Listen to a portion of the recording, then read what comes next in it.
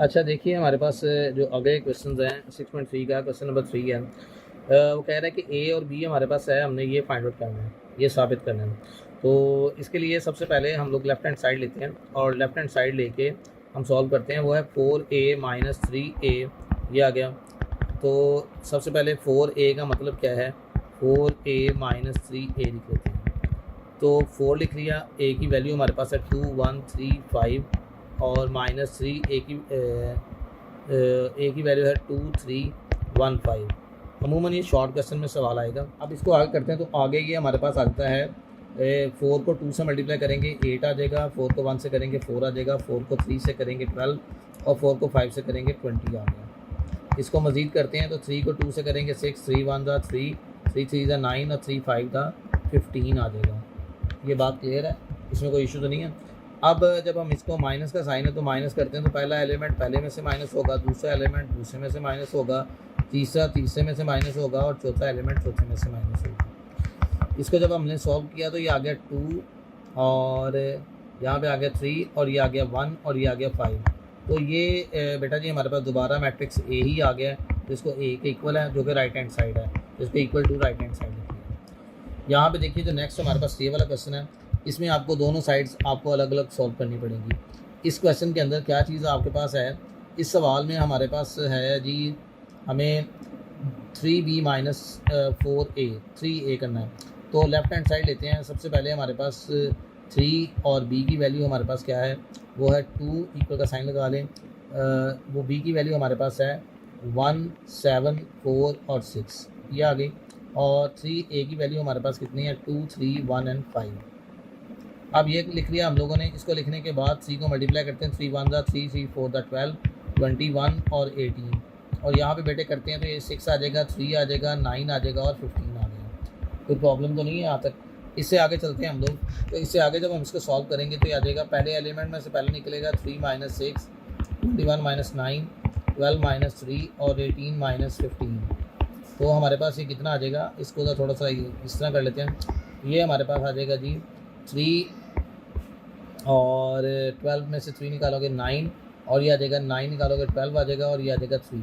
सो ये हमारे पास left hand side आ गई। राइट हैंड साइड में आप देख रहे हो कि इस वक्त आपके पास b माइनस ए है। तो b माइनस ए का मतलब क्या है कि पहले b माइनस ए करेंगे फिर आगे सॉल्व करेंगे इसको। अब देखिए पहले b माइनस ए करते हैं। तो b माइनस ए के लिए आप क्या करोगे, सबसे पहले b minus right hand side ले ली, b माइनस ए करेंगे।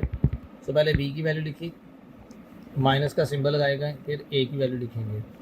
b की वैल्यू हमारे पास है 1746 और a की वैल्यू हमारे पास है 2315 2 3 1 एंड 5, ये आ गया। अब इसको माइनस करेंगे तो हमारे पास आ जाएगा 1 माइनस 2 2 माइनस 3 4 माइनस 1 और यहाँ पे उसके बाद 6 माइनस 5। तो जब ये कर लेते हैं तो ये हमारे पास आता है, माइनस करने के बाद ये आएगा -1। हमारे पास है 7 में से 3 निकालेंगे 4 आ जाएगा और 4 में से 1 निकालेंगे 3 आ जाएगा और 6 में से 5 निकालेंगे 1 आ जाएगा। लेकिन हमारी साइड के अंदर यहाँ पे लिखा हुआ है 3 से मल्टीप्लाई करना है, तो 3b माइनस ए है। तो 3 को मल्टीप्लाई करेंगे b माइनस ए के साथ, तो ये हमारे पास आ जाएगा 3 1 दा 3 3 3 दा 9 3 4 दा 12 और 3 1 दा अगेन 3 आ जाएगा यहाँ पे। तो ये हमारे पास वही आ गया जो हमारे पास लेफ्ट हैंड साइड थी यहाँ पे। So LHS is equal to RHS, ठीक है। तो यही हमने साबित करना था। तो ये हमारे पास इसका नेक्स्ट क्वेश्चन हो गया जो हमारे पास था सवाल नंबर इसका 6.3 का। नेक्स्ट क्वेश्चन हमारे पास है 8, बहुत ही ज़्यादा इंपॉर्टेंट क्वेश्चन है। इसके जैसा सवाल हम क्वेश्चन नंबर 7 भी कर चुके हैं, वो भी सेम एज इट इज़ है। अब यहाँ पे प्लस का साइन है। सबसे पहले हम लोग क्या करेंगे, इसको सॉल्व करने के लिए फर्स्ट ऑफ ऑल इन दोनों को प्लस कर देंगे, जैसे हमने लास्ट क्वेश्चन में किया था। w + 3 हो जाएगा, पहला एलिमेंट पहले में, x + 0 हो जाएगा और y - 1 हो जाएगा। ऐसे ही z - 5 हो जाएगा और इसी तरह इस तरफ करते हैं 2 6 आ गया और 1 - 3। इस तरफ आप एलिमेंट्स वैसे के वैसे रहेंगे। इसके बाद आगे चलते हैं। तो आगे हमारे पास आता है w + 3 और y - 1 x + 0 और शाबाश। अच्छा अब ये आ गया और यहाँ पे आ गया हमारे पास z + 5। तो मेरे ख्याल से इसमें कोई भी चेंजिंग नहीं आनी। अगर ये वाला स्टेप करना होगा तो ठीक है, अगर नहीं तो आप एज इट इज़ कर सकते हैं। मैंने कहा शायद इसमें कोई चेंज आ जाए, तो इसमें कोई भी चेंज नहीं है, ये एज इट इज़ पहले की तरह ही है। अब देखिए, आपको मालूम है अकॉर्डिंग टू द कंडीशन पहला इक्वल का साइन है, तो पहला एलिमेंट इसके यहाँ से पहले एलिमेंट के इक्वल है। यहाँ पहला एलिमेंट क्या है, वो 2 है। सेकंड एलिमेंट किसके इक्वल है, वो यहाँ पे सेकंड एलिमेंट के इक्वल है। ठीक है, तो अब देखिए w+3 पहला जो एलिमेंट है w+3 इक्वल होगा 2 के। सिमिलरली x+0 किसके इक्वल होगा, 1 के। और इसी तरह अगर हम आगे देखें तो y-1 इक्वल होगा 6 के, और z+5 किसके इक्वल होगा, -3 के। अब यहाँ से थोड़ा सा चलते हैं आगे, तो ये +3 है, इधर आ क्या हो जाएगा, -3, तो w = 2 - 3 -1, ये आ गया -1 आ गया। आगे चलते हैं तो x = 1 आ गया, ये हो गया। इसके बाद आगे चलते हैं तो ये -1 है, तो ये -1 इस तरफ आगे +1 हो जाएगा। So we will get 6 + 1 7। ठीक है, और इसके बाद z आ गया, z हमारे पास है 5+ हो रहा है, इधर आ क्या हो जाएगा, -3 -5, तो ये -8 हो गया। तो ये z की वैल्यू क्या आ गई, -8। बहुत ही आसान और बहुत ही इंपॉर्टेंट क्वेश्चन है ये वाला।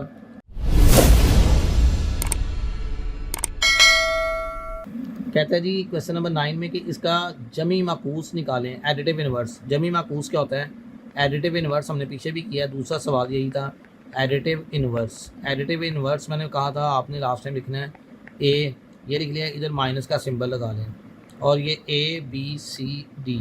लास्ट टाइम मैंने बताया था एडिटिव इन्वर्स का मतलब होता है कि ए में क्या जमा करें, ए में -a जमा करेंगे तो आंसर क्या आएगा उसका, 0। So it's very simple one. आप यहाँ पे क्या करोगे, ए में -a जमा कर देते हो, तो ये आपके पास बड़ा सिंपल सा एक ऑप्शन और सवाल है, वो यही है कि आप माइनस एडिटिव इन्वर्स ऑफ ए या ऑफ ए लिख लो, ये माइनस से मल्टीप्लाई कर दो, तो जो ये -a -c -b और -d, ये आपके पास इसका आंसर आ जाएगा। और इस तरह आप इसको कर सकते हो, तो मतलब उसके सिंबल्स क्या हो जाएंगे, चेंज हो जाएंगे। इसका अगला क्वेश्चन देखिए बच्चों, बहुत ज़्यादा इंपॉर्टेंट क्वेश्चन है ये वाला, और लॉन्ग क्वेश्चन की तरफ पे क्वेश्चन है।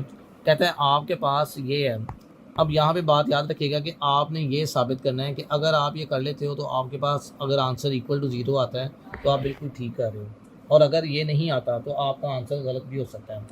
अब होगा क्या कि आप कैसे करोगे, देखें, आप फर्स्ट ऑफ ऑल आपके पास A² होना चाहिए। सेकेंडली आपके पास I का मतलब पता होना चाहिए।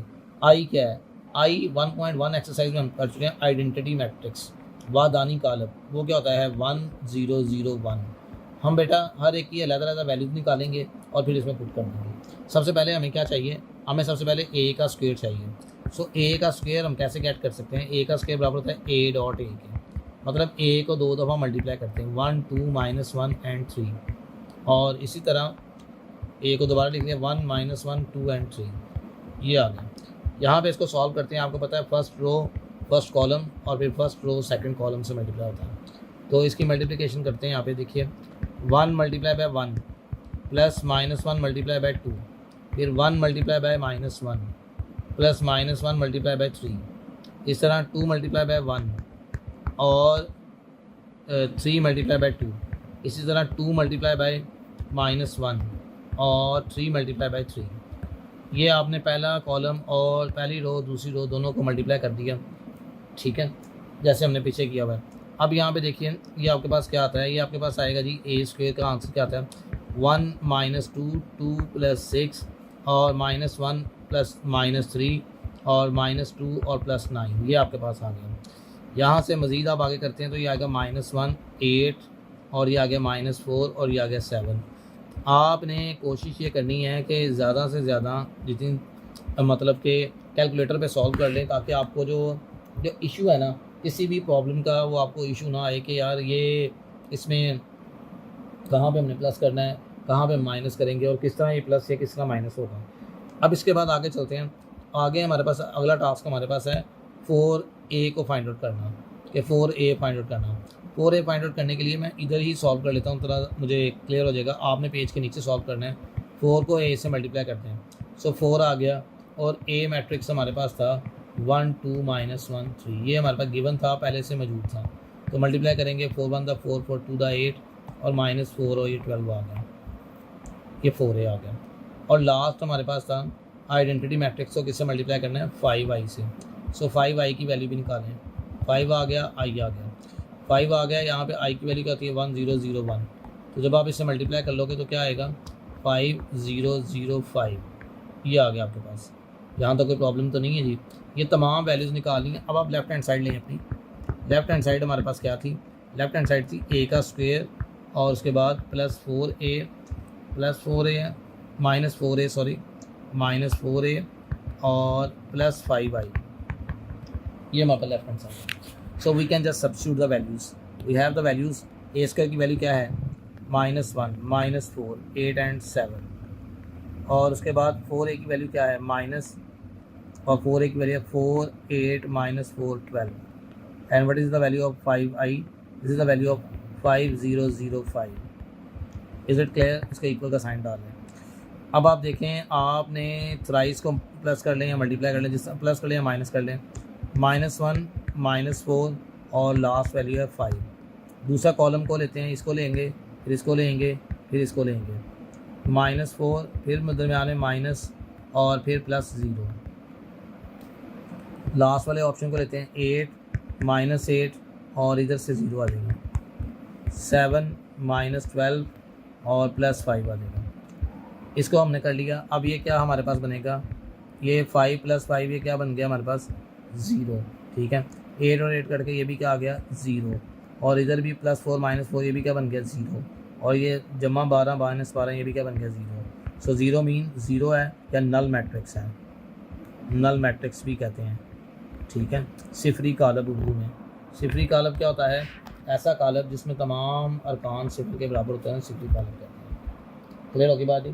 सो ये था हमारे पास क्वेश्चन नंबर 10, जो कि काफ़ी इंपॉर्टेंट है। यहाँ तक अच्छे से और बेहतरीन तरीके से कर लीजिए।